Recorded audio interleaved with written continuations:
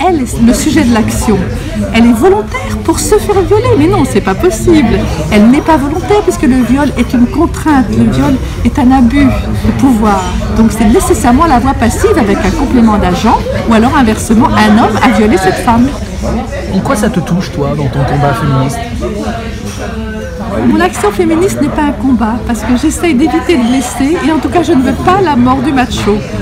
Je crois que tout le monde peut s'amender et les mots sont des vecteurs de ce que nous pensons et quelquefois ils sont des vecteurs imparfaits parce que nous les avons mal choisis, ils nous ont été mal enseignés peut-être.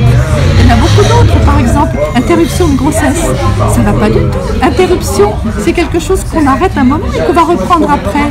Alors pourquoi on ne dit pas cessation? Là c'est fini. Et donc le machisme s'exprime ainsi, il fait passer son idéologie par des mots en apparence anodins, mais qui sont lourds d'un poids symbolique. Tous les enfants au CP comprennent très vite que le masculin est supérieur puisqu'il l'emporte au masculin pluriel. Il embrasse les femmes, oui, mais pour mieux les étouffer, pour les faire disparaître. Et les enfants qui réagissent dès l'âge de 7 ans en disant c'est pas possible, c'est pas juste, ceux-là ils sont très avertis, très fins. Ils remarquent là quelque chose qui est de l'ordre de la langue depuis seulement 3 siècles et que nous pouvons changer, par exemple en accordant, comme ça s'est passé pendant les 15 siècles précédents, en accordant comme c'était en latin avec le nom le plus proche.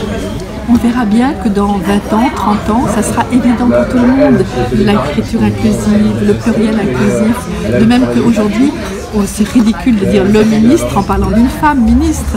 Et maintenant, petit à petit, marche après marche, ces personnes de bonne volonté mais qui sont réticentes parce que toute leur éducation leur a appris le respect des règles.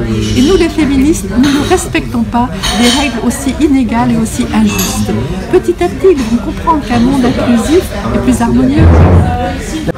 Vincent, je me réjouis de venir parler avec toi de tous ces sujets de langue le dimanche 18 février à 18h30 en live.